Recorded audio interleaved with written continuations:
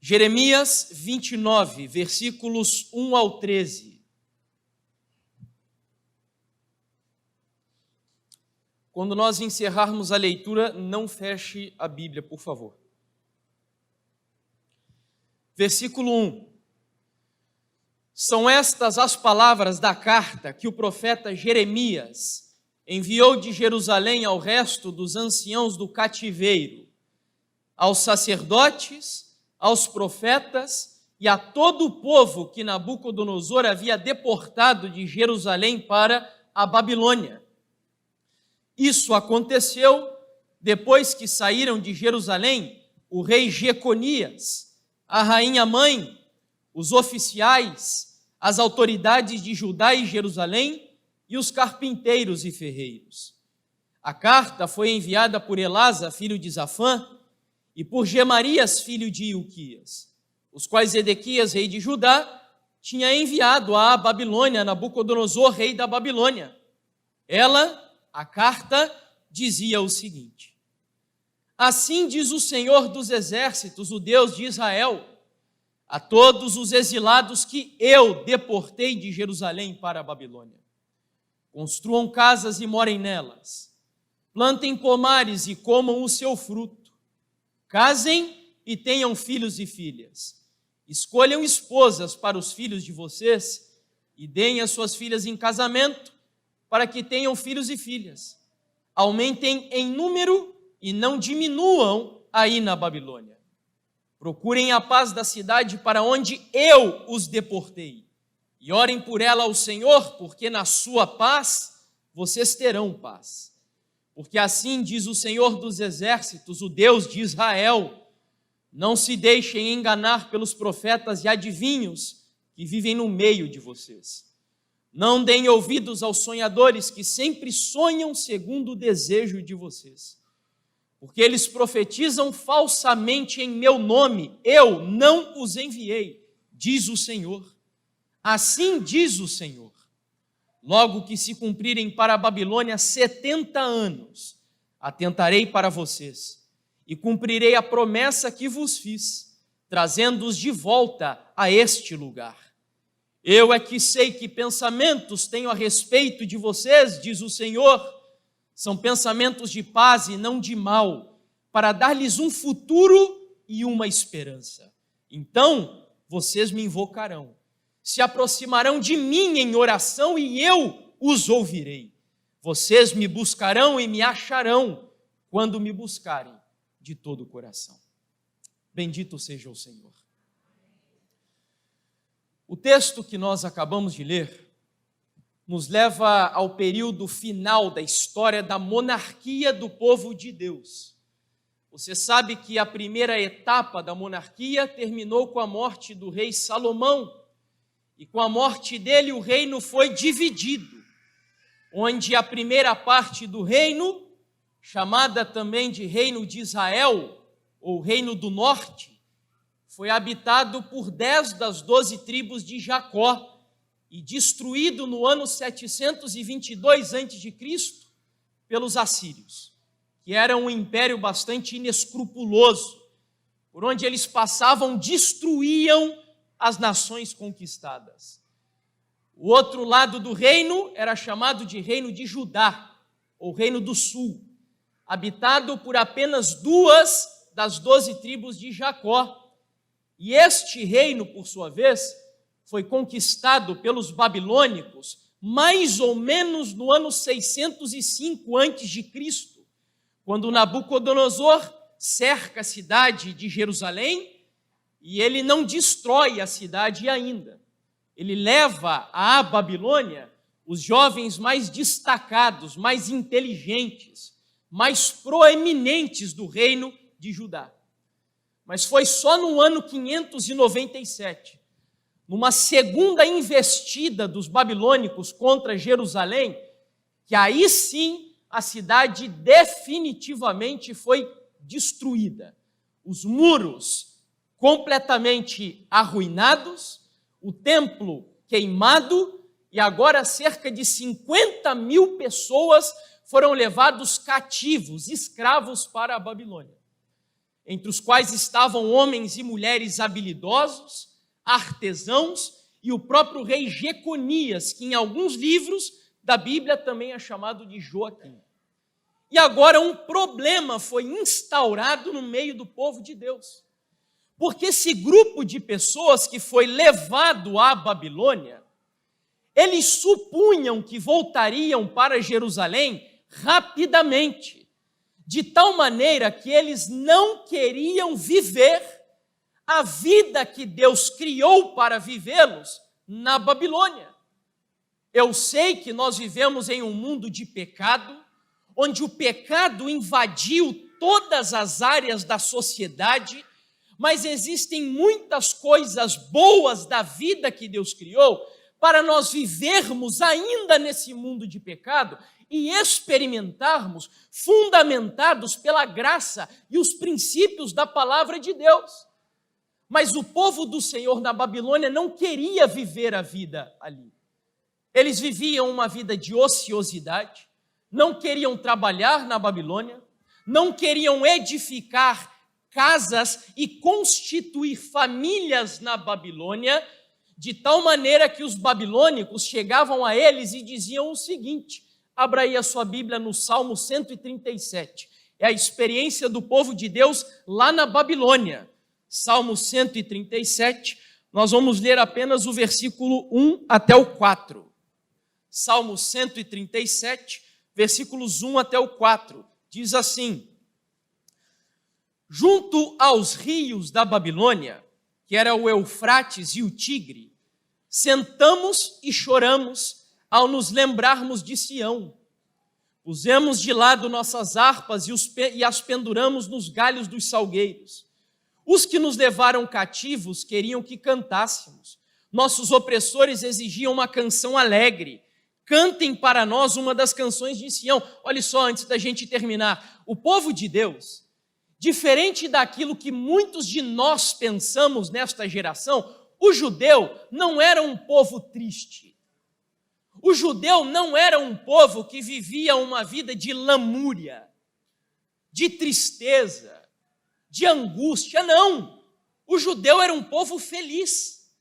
Era um povo que tinha no calendário deles pelo menos 7 festas que regulavam toda a religião judaica.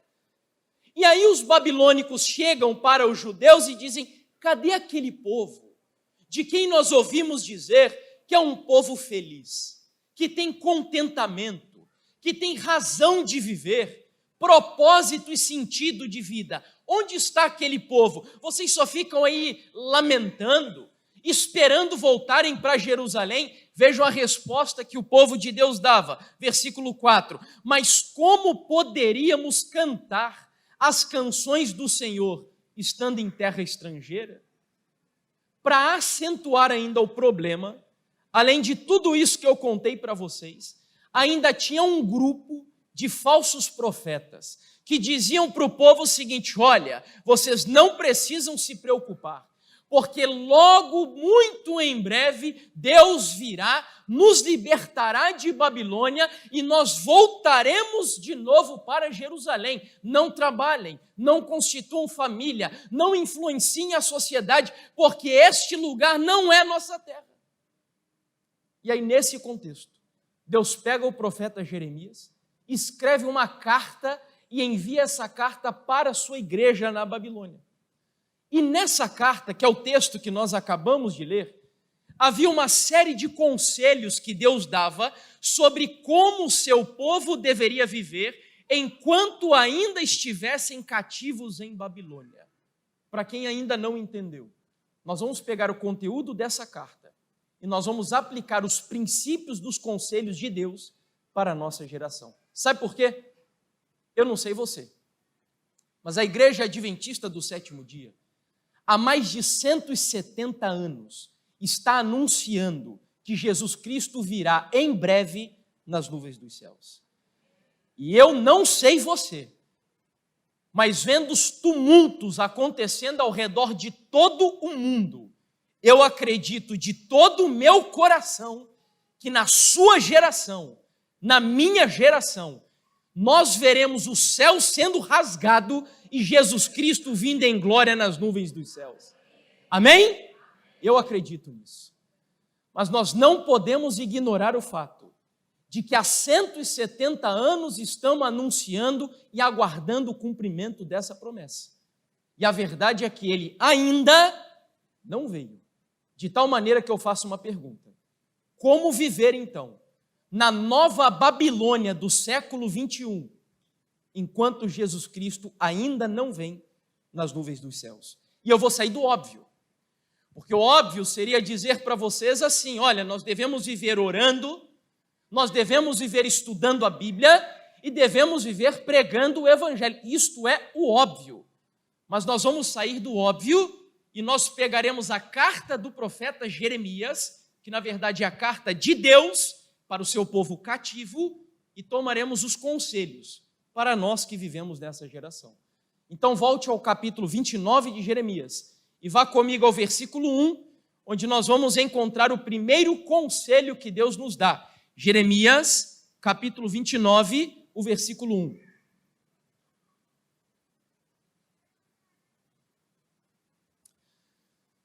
São estas as palavras da carta que o profeta Jeremias enviou de Jerusalém ao resto dos anciãos do cativeiro. Só até aí. Primeira lição: este mundo, nas condições em que ele se encontra hoje, não é o destino final da sua vida. Você é cativo aqui. Nós estamos aqui de passagem. Nós somos peregrinos nesse mundo. Como diz um hino do Inário Adventista do Sétimo Dia: sou peregrino e forasteiro. Uma noite aqui demoro e nada mais. Eu sei que você tem trabalho aqui e louvado seja Deus por isso. Eu sei que você tem família aqui e glórias a Deus, porque família é sinônimo de bênção na palavra de Deus. Eu sei que você faz faculdade aqui e louvado seja o Senhor, porque é seu dever, enquanto vive aqui nesse mundo, explorar a sua capacidade intelectual, física e espiritual ao máximo possível para a glória de Deus e para servir a humanidade. Eu sei que você tem casa aqui e amém, é bênção também do Senhor, mas entenda, embora você trabalhe aqui, tenha casa aqui, tenha família aqui, estude aqui e faça planejamentos de vida aqui, este mundo não é o destino final da sua vida. Nós estamos de passagem aqui nesse lugar. E veja, tudo o que eu acabei de dizer para você não é mal, não há pecado em fazer essas coisas. Analise comigo. Jesus disse que quando ele viesse, algumas pessoas estariam casando, dando-se em casamento, plantando, edificando, comendo e bebendo. Pergunto, é pecado fazer essas coisas que eu acabei de dizer? É pecado? Não. Sabe qual é a lição das Escrituras? Tenha muito cuidado, porque há muitas coisas boas da vida que Deus criou para nós experimentarmos, mas não deixe que as coisas boas da vida ocupem o lugar daquilo que é essencial. Essa é a lição aqui.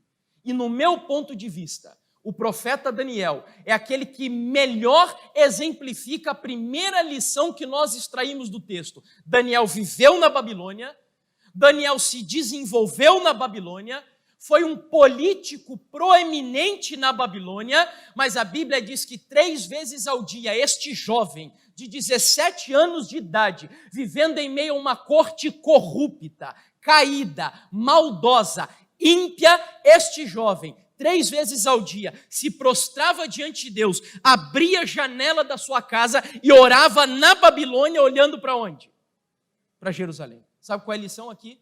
Os pés de Daniel estavam em Babilônia, mas o coração dele estava em Jerusalém. Você tem casa aqui, você trabalha aqui, você tem uma vida aqui, mas em nome de Jesus entenda, você não é deste mundo. Você está no mundo, mas você é um cidadão do reino dos céus. Essa é a primeira lição do texto. Vamos à segunda, e agora eu preciso muito da sua atenção, porque talvez você nunca tenha ouvido falar sobre isso que vou compartilhar aqui com vocês. Versículo 5 diz assim: construam casas e morem nelas, plantem pomares e comam o seu fruto. O que Deus está dizendo aqui, povo, não vivam uma vida ociosa. Eu quero que vocês se desenvolvam tanto na Babilônia, a ponto de vocês produzirem cultura no meio dessa sociedade. Mas da onde isso, Jefferson? De onde você está tirando essa ideia de que quando Deus manda plantar e edificar, o que Ele quer dizer é que eu devo, como crente, como cristão, produzir cultura na sociedade? Atenção! Muito antes de Deus dar uma ordem que nós conhecemos na Bíblia como a grande comissão evangélica, ou seja, ide por todo mundo e pregai o evangelho a toda criatura, muito antes disso, alguns teólogos reformados chegam à conclusão de que há um mandato cultural na palavra de Deus. Deus plantou a igreja aqui na terra com o propósito também de produzir cultura boa na sociedade. Tá bom, mas de onde você tira isso? Do Éden. Quando Deus criou Adão e Eva, Deus deu uma ordem dizendo assim: olha, eu quero que vocês cultivem a terra e lavrem o solo. Atenção, a palavra cultivar, te lembra que palavra aqui que eu acabei de dizer? Cultura.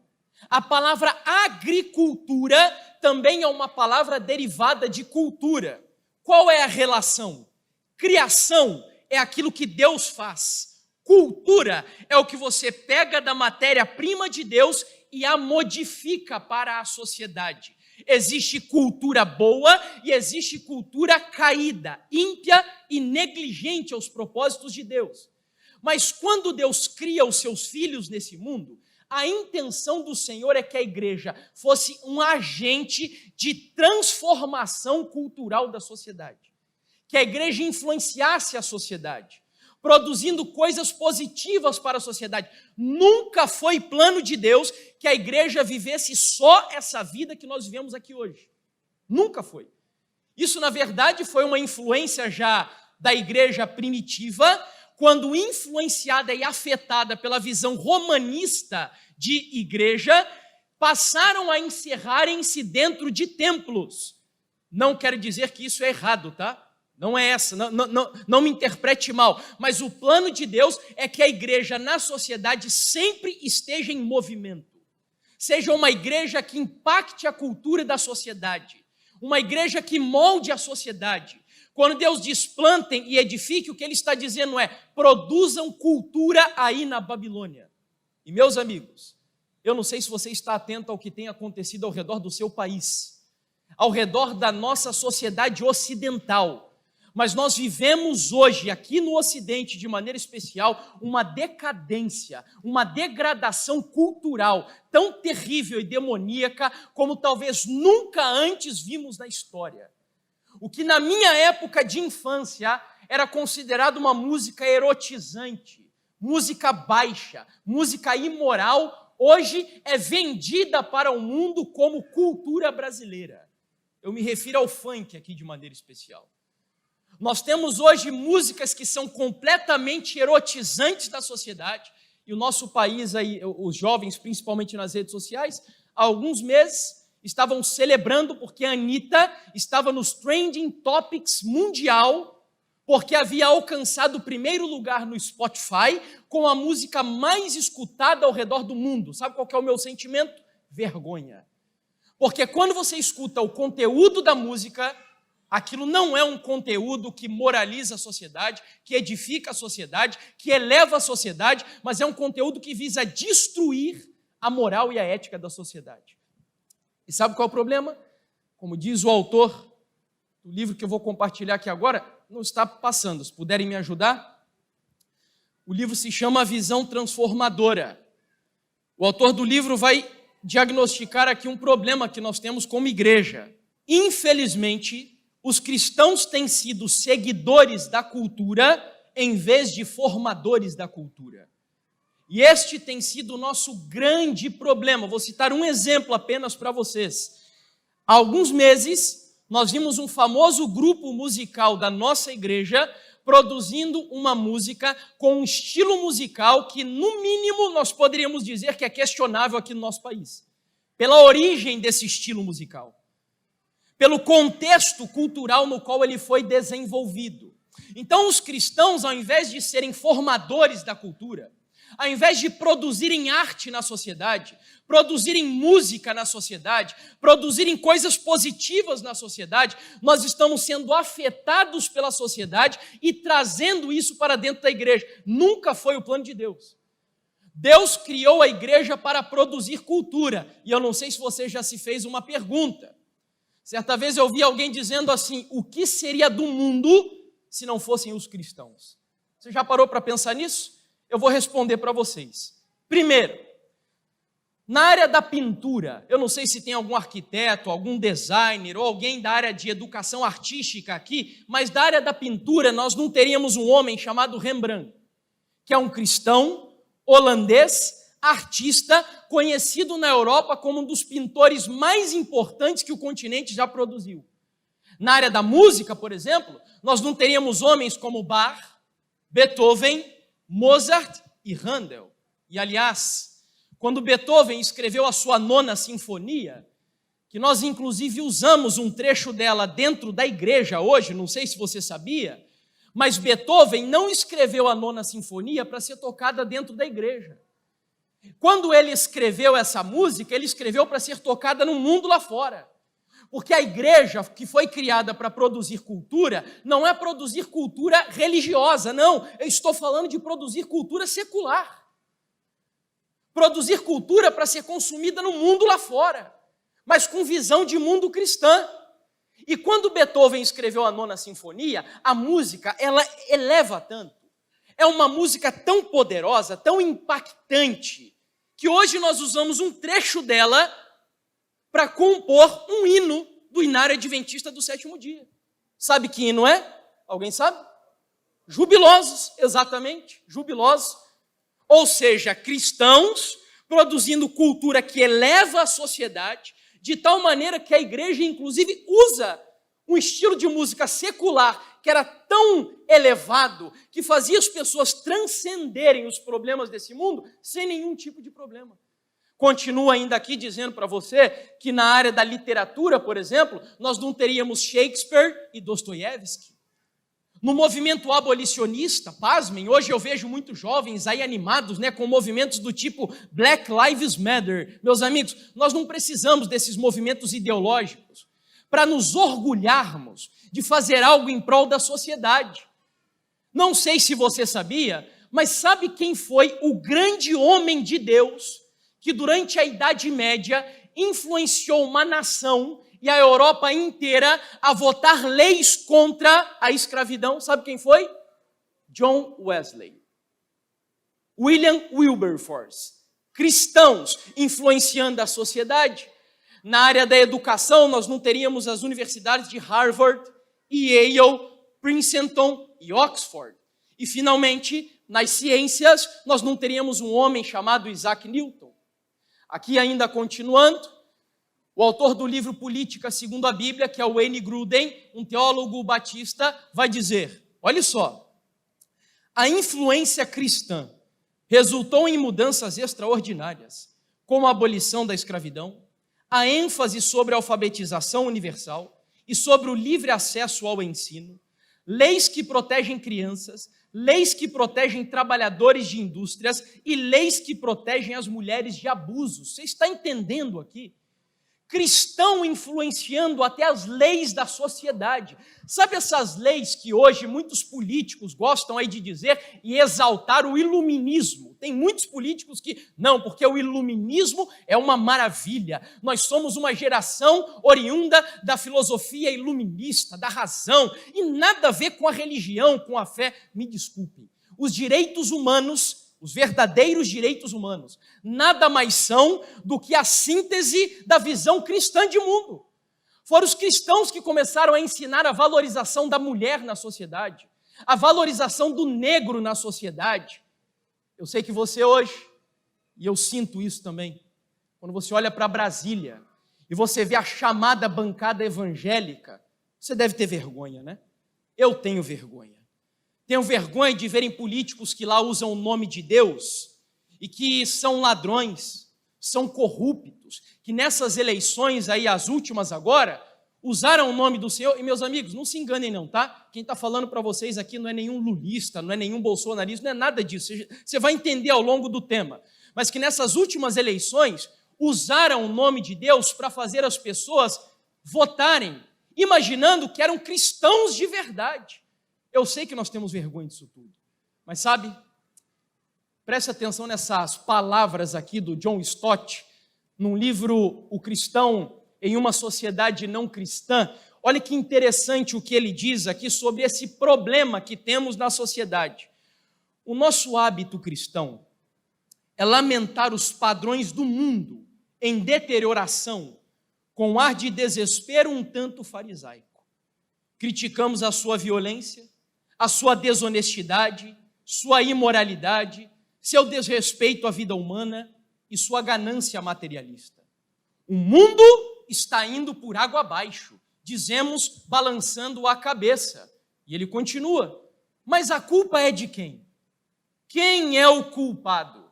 A pergunta que precisamos fazer é: onde está a igreja? Por que o sal e a luz de Jesus Cristo não está permeando e mudando nossa sociedade? Há algum tempo, o meu cunhado deu uma carona para um vizinho nosso, quando ele morava ainda lá na cidade onde eu moro, e este vizinho, um jovem amigo da família, tinha comprado um pouco de carne para dar para o seu cachorro. Mas quando ele chegou na casa do meu cunhado, ele acabou esquecendo o pacote de carne dentro do carro. E isso era no verão, lá no sul, lógico que não faz tanto calor quanto aqui, mas também é um pouco quente. Quando o meu cunhado foi abrir o carro no dia seguinte para lavá-lo, estava um cheiro de carne podre tão terrível dentro do carro, que a hora que ele abriu o pacote, tinha vermes e bichos andando para tudo quanto é lado. Qual que é a metáfora, a analogia aqui que eu quero fazer com você? Essa carne apodrecida representa o mundo que você vive. Não espere que esse mundo melhore. Não é Lula e nem Bolsonaro, e nem capitalismo e nem comunismo que vai trazer a melhoria para esse país. Nós estamos falando de seres humanos corruptos e que à medida que o tempo passa, a corrupção ela só vai aumentar cada vez mais. A esperança de um crente não está na política, está na volta do Senhor Jesus. Portanto, essa carne representa o mundo que você vive. Os vermes e bichos que estavam nela são os demônios, que às vezes nos dá a impressão que eles dominaram o planeta Terra. Mas, em uma época onde não havia geladeira e freezer para preservar a carne, o que era utilizado na época de Jesus? Sal. Sabe qual é a lição aqui? Mulheres, Deus não criou você para viver como uma freira. Homens, Deus não criou você para viver como um monge, reclusos da sociedade. Deus criou você para, assim como o sal, penetrar nas entranhas da sociedade para, em nome de Jesus, impedir o avanço da corrupção através de uma vida piedosa e santa para a honra e glória de Deus. Certa vez, chegaram para Martinho Lutero e fizeram a seguinte pergunta a ele. Lutero era um recém-converso ao Evangelho. Lutero, o que eu devo fazer para ser o melhor cristão que eu possa? Lutero descobriu que esse homem era um sapateiro. Sabe qual foi a resposta que ele deu? Faça um bom sapato e venda por um preço justo. Você entendeu? Infelizmente, entre nós temos uma cultura religiosa equivocada de imaginar que o irmão Jefferson faz é a melhor coisa que poderia ser feito para Deus. É abrir mão do trabalho secular e viver dedicado para pregar o Evangelho. Não se engane. Porque Deus chamou cada um de vocês aqui para fazer da vocação da sua vida a sua missão aqui nesse mundo. Deus chamou pessoas aqui para serem professores, para serem médicos, dentistas, psicólogos, arquitetos, engenheiros, lixeiros, pedreiros e seja lá o que for. A lição que nos traz aqui é a seguinte: faça da sua vocação a sua missão. Faça do seu dom, do seu talento, o seu ministério para a honra e glória de Deus. E molde a sociedade através da vocação que Ele te deu. Jovem, você que está aqui agora, preste atenção nessa citação de Ellen White. Olha que texto fenomenal. Ela diz assim: querida juventude, qual é o alvo, qual é o objetivo e o propósito da vossa vida? Você tem a ambição de ser educado para poder ter um nome e uma posição no mundo? Tem o pensamento que não ousa exprimir, de poder um dia alcançar as alturas da grandeza intelectual? Será que tem jovem aqui que quer ser um intelectual? De poder um dia se assentar em conselhos deliberativos e legislativos. E ela continua: cooperando na elaboração de leis para a nação, nada há de errado em vossas aspirações. Podeis cada um de vós estabelecer um alvo. Não vos deveis contentar com realizações mesquinhas. Aspirai à altura e não vos poupeis trabalho para alcançá-la. Que em nome de Jesus, daqui de dentro desta igreja hoje, Deus levante jovens que para a honra e glória dele usem o seu dom, usem a sua vocação para influenciar a sociedade e faça do seu trabalho a missão da sua vida em nome de Jesus. Produza cultura na sociedade. É a lição que Deus nos dá aqui. Deus precisa de jovens que hoje invadam os ambientes profissionais, invadam as universidades, jovens que, como os valdenses, entravam lá para a glória do Senhor e influenciavam a juventude de lá de dentro. Deus precisa disso. Eu já me demorei mais do que eu deveria aqui. Vamos ao terceiro conselho. Esse daqui eu vou passar rápido, você já vai entender por quê. Versículo 6. Jeremias 29, versículo 6. Casem e tenham filhos e filhas. Escolham esposas para os filhos de vocês e deem as suas filhas em casamento para que tenham filhos e filhas. Aumentem em número e não diminuam aí na Babilônia. Primeira lição: nós somos cativos aqui nesse mundo, estamos aqui de passagem. Segunda lição: Deus não te criou igreja para viver enfiado aqui dentro. Deus nos criou para produzirmos cultura na sociedade. Terceira lição: fortaleça a sua família. Fortaleça o núcleo familiar. Eu não vou me demorar nesse assunto aqui agora, porque eu quero fazer um apelo para você. Se você tiver que escolher um dia para faltar nessa semana, um dia, vou te perdoar, mas que não seja na segunda-feira. Porque nesse dia nós vamos ter um tema inteiro aqui chamado Salve a Sua Família. É um dos assuntos mais importantes que nós vamos tratar nessa semana. Sabe por quê? Porque você está vivendo em uma geração cujo objetivo é destruir a sua família. E como eles estão fazendo isso? De várias formas. E uma das mais ardilosas, das mais sutis, que nós pensamos que está bem longe da igreja, é a famosa teoria de gênero, que está desconstruindo o que significa ser um homem e o que significa ser uma mulher, de acordo com a visão bíblica de macho e de fêmea. E isso está afetando, inclusive, a igreja. Para você ter um pouquinho de ideia, o presidente da União Sul-Brasileira, de onde eu venho, ele publicou uma reflexão esses dias, dizendo, e eu vi, que autoridades do nosso país disseram que o maior problema da democracia no Brasil hoje, sabe qual é? As famílias. Segundo, que os filhos não são propriedade das famílias. Os filhos são propriedade, sabe de quem? Do Estado. Eu acabo de vir da Europa, e isso que eu digo para vocês, lá já não é mais um debate social, já é a própria realidade dos países por onde eu passei. Nós temos hoje um trabalho articulado, metódico e muito bem dirigido, cujo propósito é aniquilar a visão bíblica de família.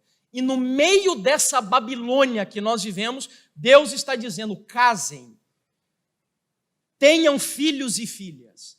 Em outras palavras, fortaleça o núcleo familiar dentro da igreja. É o que o Senhor nos diz ali agora. E eu concluo fazendo mais uma recomendação que Deus faz aí no texto. Você viu como ele termina dizendo? O que é que o Senhor diz aí? Olha, tenham poucos filhos. Esse é o conselho que Deus deu para o povo na Babilônia? Qual é o conselho que ele dá? Aumentem em número e não diminuam aí na Babilônia. Eu preciso falar sobre isso rapidamente também, porque hoje nós vivemos em uma sociedade que funciona assim, ó. Quando casa, aí vai começar a planejar para comprar uma casa, aí depois que compra uma casa, eu vou ter um filho depois que eu concluir os estudos, aí quando concluir os estudos, eu vou ter um filho quando eu puder comprar um carro, aí quando compro o carro, quando eu for viajar para Dubai, aí quando viaja para Dubai, quando eu comprar um cisne de cristal, aí quando o cisne de cristal bater asa e sair voando, daí eu vou ter um filho. Não é assim? Essa é a sociedade que você vive. É uma sociedade extremamente materialista, onde o planejamento de ter filhos está desaparecendo do núcleo familiar. E pasmem, os países majoritariamente cristãos lá da Europa, protestantes, França, Inglaterra e Alemanha, por exemplo, hoje estão sendo invadidos por uma outra religião que está ocupando o papel da religião cristã nesses países. Sabe que religião é essa? Os muçulmanos. Por quê? Uma razão, pelo menos, são algumas, mas uma delas, muçulmano tem preguiça de ter filho? Homens, mulheres, vamos lá, se animem, tenham filhos em nome de Jesus. Filho é bênção. É lógico que você precisa se planejar, precisa se programar, mas essa ideia de que você precisa ganhar milhões para ter filho, olha, antigamente as pessoas, a avó da minha esposa teve 9, e hoje eles estão tudo criados lá, e não tinha nem a metade do dinheiro que hoje nós temos. Então assim, filho educado nos caminhos do Senhor é sinônimo de bênção para a igreja e para a sociedade. Vamos ter filho? Amém? Saiu meio fraquinho esse negócio aí, tá? Vamos se animar, vamos ter filho, povo. Eu achei muito pouca criança aqui na igreja, tá? Vamos aumentar o número. Se eu voltar aqui um dia, eu quero ver essa plataforma cheia, em nome de Jesus, de criança. Vamos ao quarto conselho. Eu disse que passaria por esse rapidamente. Quarto conselho. Versículo 7. Estamos nos aproximando já da conclusão. Jeremias, capítulo 29, versículo 7. Procurem a paz da cidade para onde eu os deportei e orem por ela ao Senhor, porque na sua paz vocês terão paz. Olha aqui para mim. Muito provavelmente, nós vivemos hoje no Brasil o momento mais delicado da história política do nosso país. Você pode ver agora, no pleito eleitoral, que o Brasil está literalmente dividido. Dividido. Eu não me assustaria se em algum momento uma guerra de caráter civil acontecesse nesse país. O país está dividido. Qual é o papel da igreja em meio a isto que vemos acontecer em nossa nação? Vamos olhar para o texto. Raciocina comigo. A Babilônia era uma democracia? A Babilônia era uma democracia? O povo tinha o direito de escolher os seus líderes? Não, a Babilônia é um anacronismo, a palavra que eu vou usar, mas enfim, de alguma forma exemplifica. Era uma nação totalitária. O rei mandava, os outros obedeciam, e quem desobedecia acontecia o quê? Morria. Era assim que funcionava. Qual foi a ordem que Deus deu para o seu povo na Babilônia? Era para eles fazerem o quê? Olha, eu quero que vocês sejam revolucionários aí na Babilônia. Foi a ordem que Deus deu? Não. Eu quero que vocês sejam reacionários aí na Babilônia. Vocês vão formar um motim, vocês vão derrubar o poder do rei e vão, enfim, implementar uma ditadura aí. Foi essa a ordem que Deus deu? Qual foi a ordem que Deus deu? Fazer o quê? Orar. Deixa eu perguntar uma coisa aqui para a igreja. Você que não gosta do Bolsonaro, você já orou por ele? Você que não gosta do Lula, você já orou por ele? Você pode lutar contra a ideologia de gênero, Você pode ser contra o aborto, mas se você não é capaz de orar pelos seus inimigos, você não está cumprindo o evangelho. Para Deus não existe meio evangelho. Ou é tudo, ou é nada. Para o Senhor é assim. E a Bíblia nos ordena orar pelos nossos inimigos, amar os nossos inimigos e orar por aqueles que nos perseguem, inclusive. Essa é a ordem. Mas é provável que algumas coisas sejam aprovadas que são contrárias à nossa fé. Verdade. Aí entra a máxima bíblica. Antes importa obedecer a Deus do que aos homens. Mas quando isso não acontece, a ordem bíblica é: se submetam às autoridades. Orem por elas. Orem por elas. Mas aí tem algo que eu sei que traz aflição para a igreja. Eu vi muito crente nessa semana aflito com isso. Quem foi que levou o povo de Deus para a Babilônia? Escravo para a Babilônia. Quem foi que levou? Eu vi ali o irmão dizendo que foi Nabucodonosor. Concordam? Não? Mas está no texto. Se você ler aí Jeremias 29, versículo 1, diz que foi Nabucodonosor que levou. Mas no versículo 7 diz que quem levou, irmão? Foi Deus, não foi? E aí o texto está se contradizendo, então? Foi Nabucodonosor ou foi Deus que levou o povo para a Babilônia? Pega a lição aqui agora. Sabe qual que é a lição do texto? É a seguinte: o homem faz a história, mas sou eu, o Todo-Poderoso, que estou no controle da história. Sou eu quem coloco reis e sou eu quem tiro reis. Tal qual um maestro rege a orquestra, os músicos tocam, mas quem conduz é o maestro. Deus é o maestro da orquestra desse mundo. Nós votamos. Alguns esperavam que o Bolsonaro fosse eleito. Outros esperavam que o Lula fosse eleito. E muitos olham para o que aconteceu e dizem: acabou. Nós estamos perdidos. Errado. Esta não é a resposta da igreja. Foi a vontade de Deus? Não sei. A única coisa que eu tenho certeza é que nada do que acontece nesse mundo não acontece se a permissão do Senhor não autorizar. Porque Deus está no controle de tudo o que acontece nesse mundo. Deus é o Senhor do planeta e Deus é o Senhor do nosso país. Portanto, igreja, se aquiete. Se acalme, creia na soberania de Deus e reaja como alguém que realmente se submete e se sujeita à vontade do Todo-Poderoso. Agora, um pequeno parênteses aqui. Mas então você está querendo dizer que tanto faz o que eu faça, o que eu vote, ou enfim, eu não preciso ter responsabilidade civil? Não é isso. E agora eu leio essa citação do Spurgeon, só para a gente passar para o seguinte. Ele diz assim, vou ler aqui. Atenção. Só os tolos acreditam que política e religião não se discutem. Por isso, os ladrões continuam no poder e os falsos profetas continuam a pregar. Você entendeu? Então a ideia dele é a seguinte: eu preciso ter responsabilidade civil, está aí. Só os tolos acreditam que política e religião não se discutem. Por isso os ladrões permanecem no poder e os falsos profetas continuam a pregar. Tenha responsabilidade social, mas acima de tudo, creia na soberania de Deus. Amém? Ok, vamos ao seguinte. Versículo 8 e 9. Também vou passar rápido aqui, porque nós vamos falar só sobre esse tema na terça-feira, se não me engano. Versículos 8 e 9. Não se deixem enganar pelos falsos profetas e adivinhos que vivem no meio de vocês. Vou parar por aqui, para a gente acelerar. Só um alerta. Abra os seus olhos.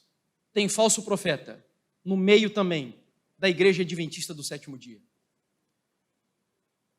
Estou vendo alguns com os olhos arregalados. Eu não estou dizendo aqui dentro dessa igreja, tá? Não sei se tem, eu espero que não. Em nome de Jesus, espero que não tenha. Mas tem falso profeta. Tem pessoas hoje que estão tentando destruir essa igreja.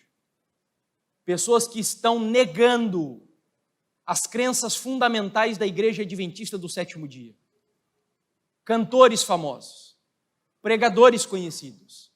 E tal qual esses falsos profetas lá na Babilônia diziam palavras para agradar o povo, esses falsos profetas de hoje, que estão em rebelião contra a igreja, também estão dizendo coisas para agradar o seu coração, principalmente dos jovens. Alguns chegam ao ponto de dizer que a Bíblia tem que ser atualizada para a cultura da nossa época. Eu vou voltar nesse tema na terça-feira.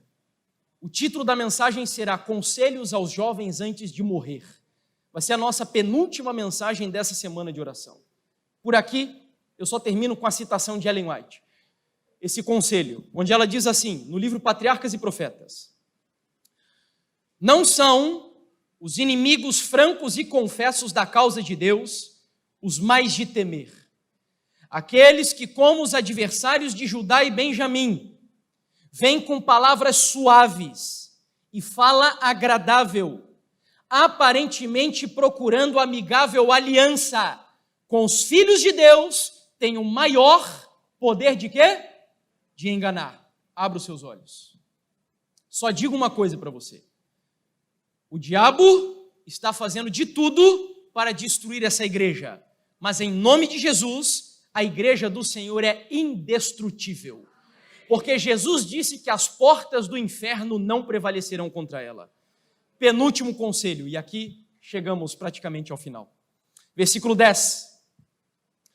Assim diz o Senhor: logo que se cumprirem para a Babilônia 70 anos, atentarei para vocês e cumprirei a promessa que fiz a vocês, trazendo-os de volta a este lugar. Olha que coisa maravilhosa. O que o Senhor está dizendo aqui, povo, se acalmem. Eu quero que vocês entendam que vocês são peregrinos aí, que vocês devem produzir cultura aí, que vocês devem fortalecer a família na Babilônia. Quero que vocês entendam que devem ser bons cidadãos na Babilônia. Abra os olhos contra os falsos profetas na Babilônia, mas entenda o seguinte: eu, daqui a 70 anos, voltarei para buscar vocês. Qual que é a lição? Se acalme, povo. Muito em breve, Jesus voltará nas nuvens dos céus para nos libertar do cativeiro desse mundo. Tem uma diferença. Hoje nós não sabemos o tempo. O povo na Babilônia sabia que era 70 anos. Hoje eu não sei daqui a quantos anos. Tem outro grupo de falsos profetas aí na igreja adventista que vez ou outra começam a pregar mensagem de data. Agora que está na moda é dizer que Jesus vai voltar em 2027. Fuja disso. Lá em Curitiba tem uma gíria lá do jovem que diz assim: fuja louco, fuja, saia desse negócio. Nós não precisamos de data para fazer com que a igreja entenda a brevidade da volta de Jesus. Mas o fato é que é breve. Tá, mas qual é então a experiência aqui? Guilherme Miller. Certa vez, depois da grande decepção, chegaram para Guilherme Miller e perguntaram a ele, inclusive foi o cara que financiou o ministério de Miller, chamado Joshua Hines, e perguntou assim: Miller, qual é a outra data agora para onde nós vamos esperar Jesus voltar? Qual será a outra data, o outro ano? Sabe qual foi a resposta de Miller? Ele disse assim, fixei a minha mente em um outro tempo, e daqui eu não me moverei até que Deus me dê mais luz. E este tempo é hoje, hoje e até que Ele venha. Sabe qual é a lição do texto?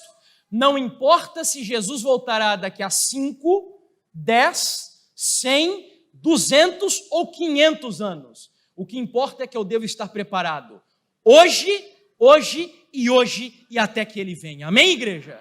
Essa é a lição. Se prepare. E o último conselho agora, versículos 11 até o 13. Leia aí comigo. Jeremias, capítulo 29, versículos 11 até o 13. Olha que texto lindo, e você conhece. Eu é que sei que pensamentos tenho a respeito de vocês, diz o Senhor. São pensamentos de paz e não de mal, para dar-lhes um futuro e uma esperança. Então, vocês me invocarão, se aproximarão de mim em oração, e eu os ouvirei. Vocês me buscarão e me acharão, quando me buscarem como? De todo o coração. Posso ouvir um amém da igreja? Amém. O que o Senhor está dizendo aqui é o seguinte: olha, acima de todos os conselhos que eu dei para você, acima de tudo que você ouviu. Enquanto você vive na Nova Babilônia e Jesus Cristo não vem, eu peço uma coisa para você: me busque de todo o seu coração. E o que significa buscar a Deus de todo o coração, de acordo com o texto? Está no versículo 11. Eu é que sei o quê? Que pensamentos tem a respeito de vocês. Sabe o que esse texto me ajuda a lembrar? Deus é soberano.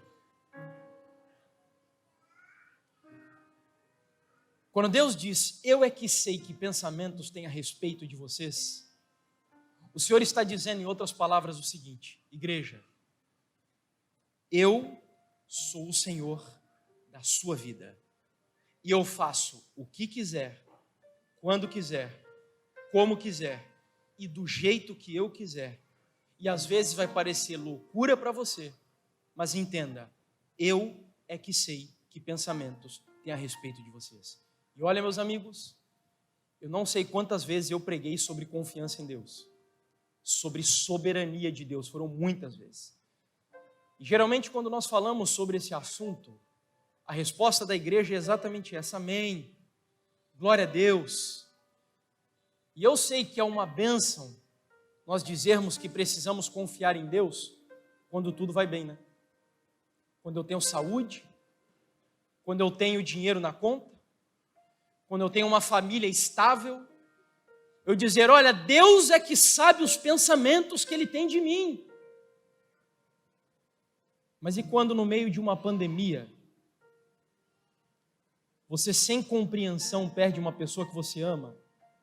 Ou quando no meio dessa mesma pandemia, planejando com a sua esposa ter o seu primeiro bebê, ela tomando banho, descobre que tem um câncer de mama. Foi exatamente isso que aconteceu comigo dentro da minha casa.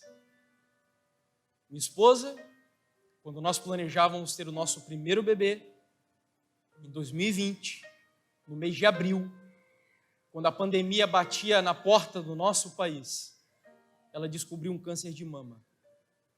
E aí Deus chega para você e diz, eu é que sei que pensamentos tem a respeito de você. E não é fácil. Porque eu volto a repetir, confiar em Deus quando tudo vai bem é maravilhoso. Mas confiar em Deus quando as coisas parecem que saíram do controle dele é o grande desafio.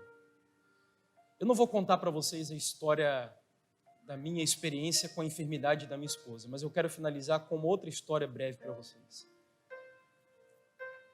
Durante 10 anos, eu fui um perseguidor da Igreja Adventista do Sétimo Dia. Eu me envolvi, por culpa da família da minha esposa, na época era minha namorada, a Bruna, eu me envolvi com um movimento dissidente da Igreja Adventista do Sétimo Dia. Eu era católico, esse grupo de pessoas tinham sido excluído da igreja porque não acreditavam na doutrina da Trindade, e eu me envolvi com eles durante 10 anos. Eu comecei como um obreiro, como um membro, virei um obreiro e depois era um dos 7 líderes desse movimento, e que inclusive aqui no Maranhão nós tínhamos pessoas que faziam parte dele. Até que no ano de 2013, a minha esposa estava arrumando algumas coisas no quarto em casa e eu tive uma ideia ali, conversando com ela, de nós irmos para uma escola missionária que ficava lá no norte do México, quase divisa com os Estados Unidos, fundada por um ex-pastor da igreja adventista. Eu achava que a minha esposa nunca ia aceitar, porque aquela escola fica no deserto, literalmente no deserto. Só que a minha esposa, ela sempre teve o desejo de viajar, e ela abraçou a ideia. Vamos então. E nós fomos. Uma viagem longa, muito dinheiro foi investido, cansativa, deu quase 24 horas até nós chegarmos no aeroporto de Tijuana. Lá de Tijuana chegou literalmente um camburão para pegar a gente e levar-nos até a escola, uma viagem de umas 2 horas e meia, no meio do nada. Quando nós chegamos lá no ambiente, era deserto, irmãos. completamente escuro. Você só escutava o uivo dos coiotes ao fundo. E aí nos levaram para o lugar onde nós ficaríamos hospedados. Era um trailer, um motorhome. Quando abriram a porta do trailer, para nós entrarmos ali, você não tem ideia do que aconteceu. Sabe o que aconteceu? Já são 12:25, eu não vou poder continuar a história. Se você quiser saber, vem à tarde que eu vou continuar contando a história para você. Tá bom. Tá muito tarde já, 12:25. Eu espero você à tarde aqui. E à tarde eu vou mostrar a foto do lugar para onde eu vim, hein? Para onde eu fui com a minha esposa. Não perca o nosso estudo da tarde. Às 16 horas. Que horas que vai ser? 16 horas. Eu espero por você. Agora, igreja, olha aqui para mim. Não se distraia. Eu quero terminar falando algo para você. É provável que aqui tenham pessoas hoje que sofrem, que tenham pessoas que o seu lar está destruído, tenham pessoas que estão enfermas e não sabem por quê. Mas eu quero dizer algo para você. Você vai entender porque eu estou contando a história, tá? Deus é que sabe os pensamentos a respeito da sua vida. Ainda que tudo pareça uma desgraça, pode ter certeza que no final, a sua noite de choro, ela se converterá num raiar do dia de profunda alegria. E se você nessa manhã, nesse início de tarde, deseja dizer para o Senhor: Senhor, ainda que eu ande pelo vale da sombra da morte, ainda que o céu caia sobre a minha cabeça, me ajude para que eu tenha uma fé inabalável.